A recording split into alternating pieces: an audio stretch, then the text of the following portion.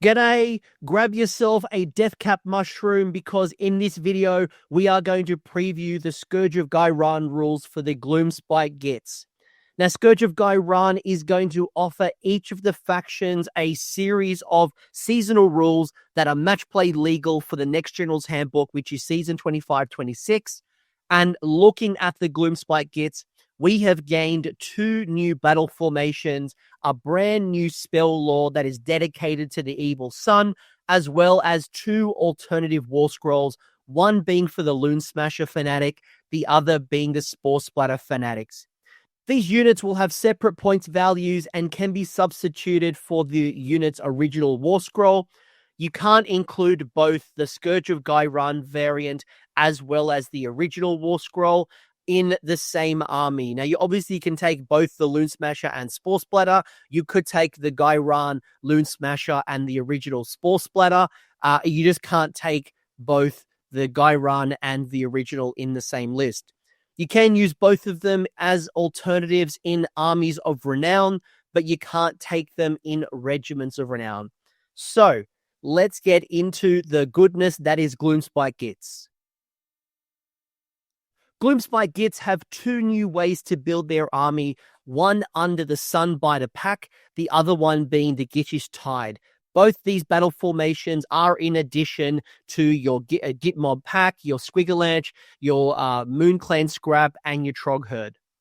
If you've wanted to build a more aggressive and damage-focused Gitmob list, you've wanted your Snarlfang Cab to be more than just battle tactics scorers, well, the Sunbiter pack is probably going to be for you because it's going to add 1 to the rend for companion weapons on 3 Gitmob units that have charged. Now, this is going to help a lot with your Sunstealer Chariots, your Snarlfang Cav, your Snarlfang Riders.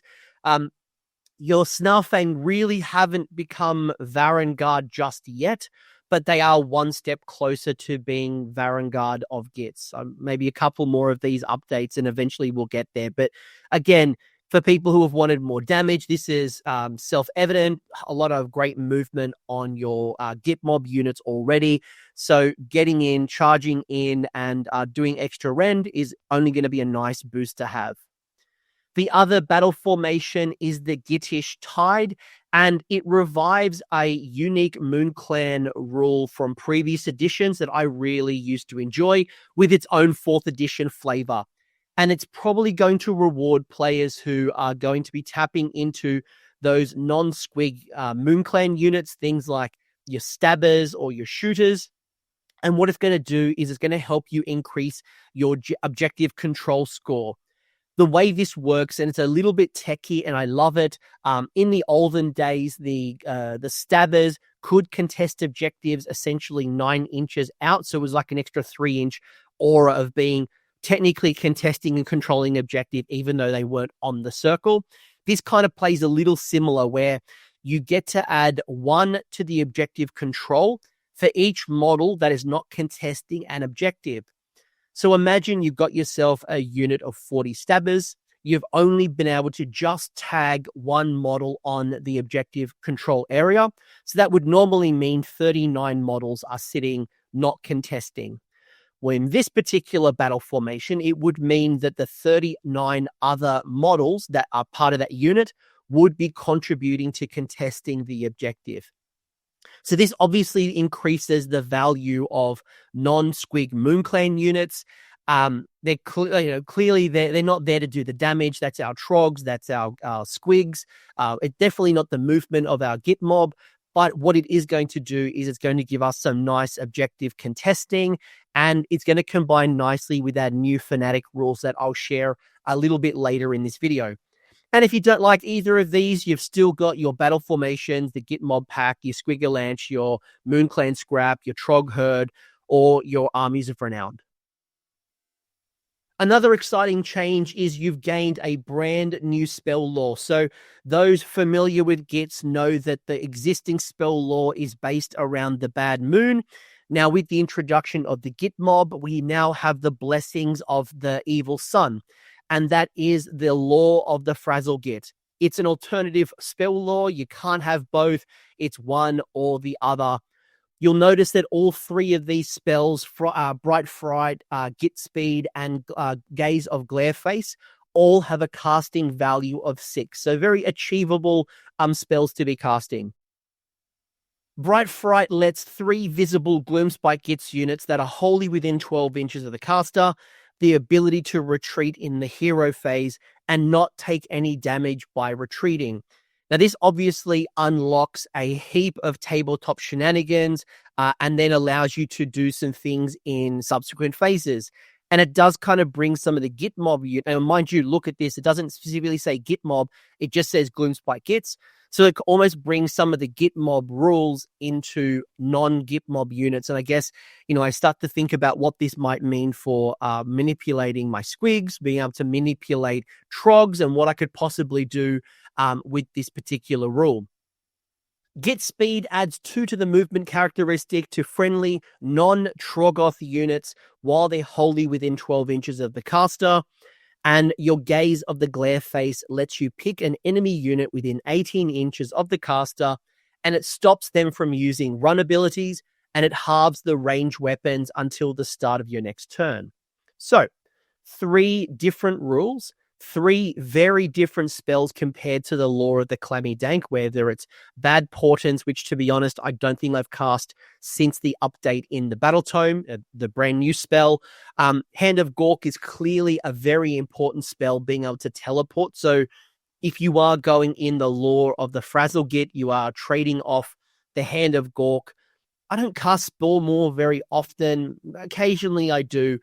So I look at this and I look at the 3 spells, and if you can get away from the Hand of Gork, I do think all 3 of these spells do have some good uses, especially when I start halving the shooting range and I start lobbing my Doom Divers at my opponent.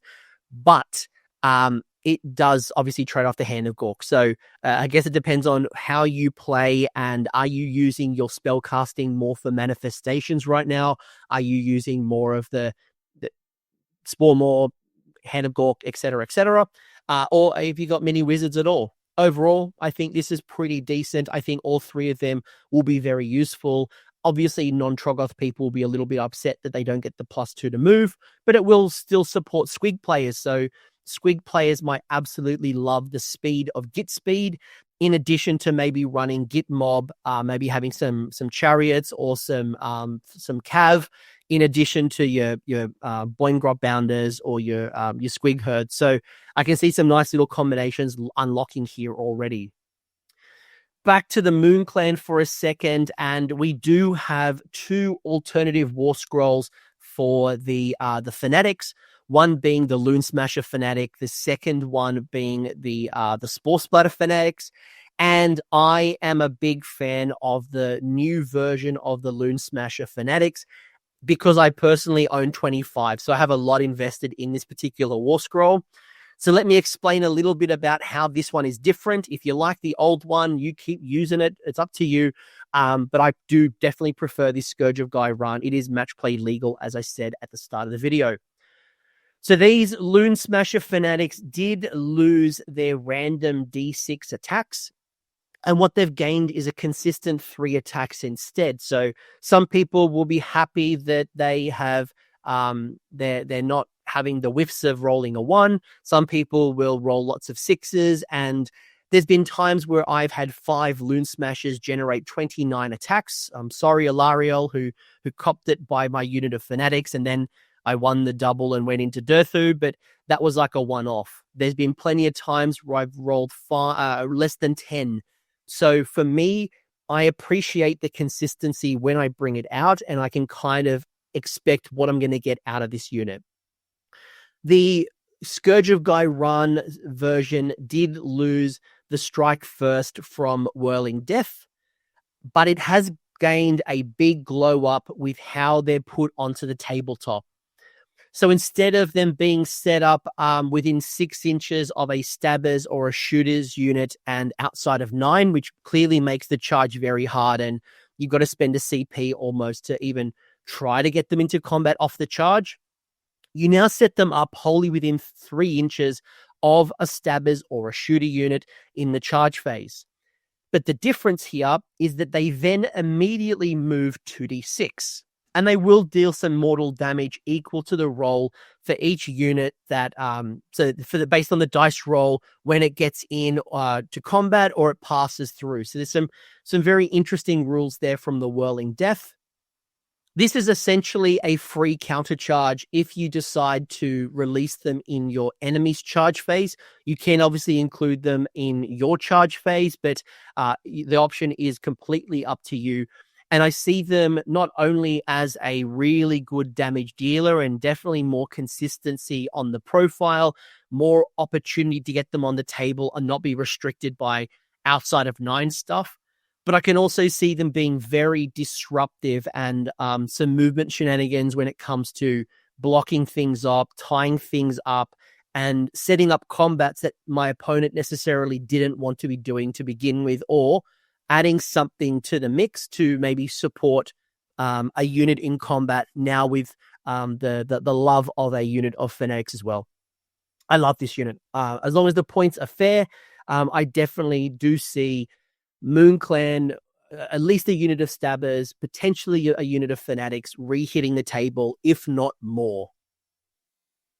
The second alternative Warscroll is the Spore Splatter Fanatics. This is the Scourge of Ghyran rules. Again, you pick what you want to pick. If you don't want to use this one, keep the alternatives. If you like some of the things that are not on the Warscroll, which is probably where I'll start here.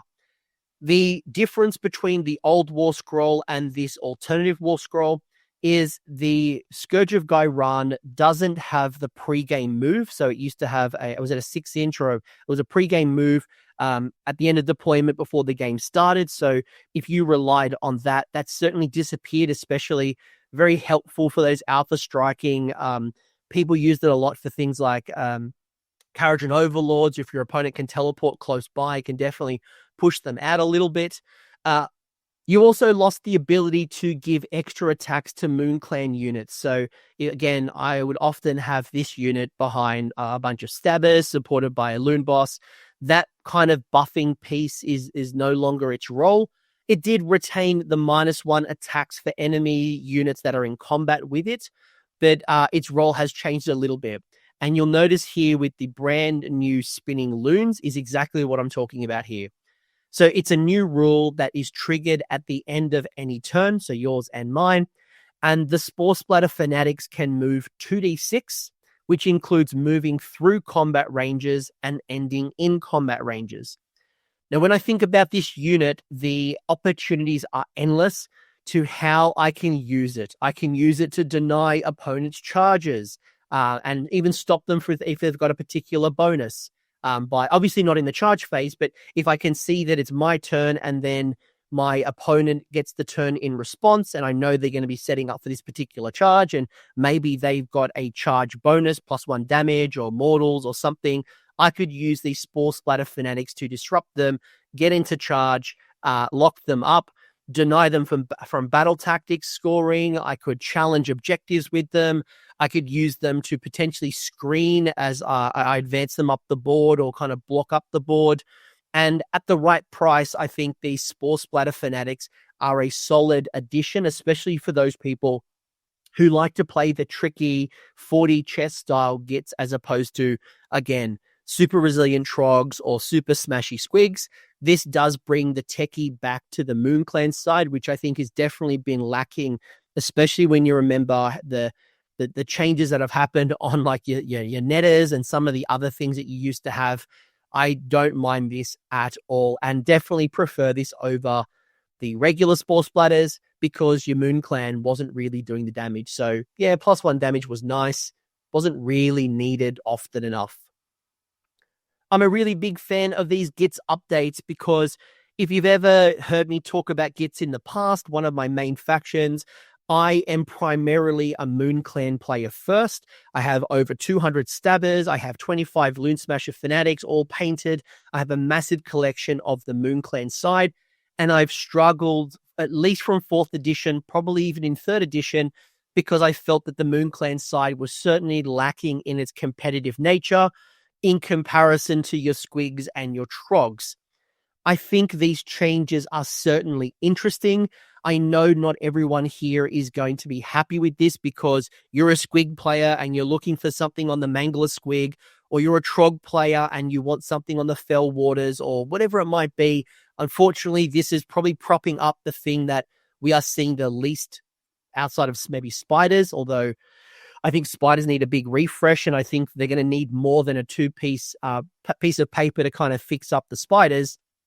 But I am a big fan of the stabbers, shooters, fanatics, and will hopefully shake up some list building, or at least even for Squig players, it might actually incentivize some objective controlling stabbers sitting behind the field, holding your back objective, maybe being aggressive with a bunch of Loon Smasher fanatics in there.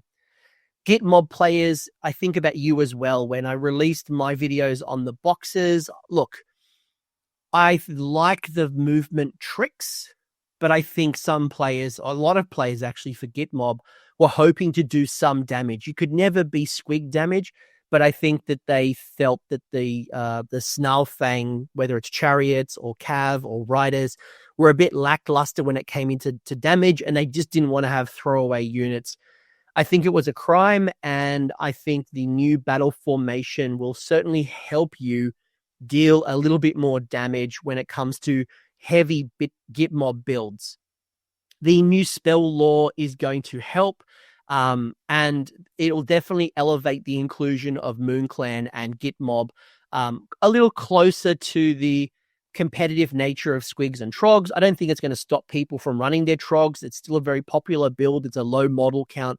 People who run them, it's often because of those reasons.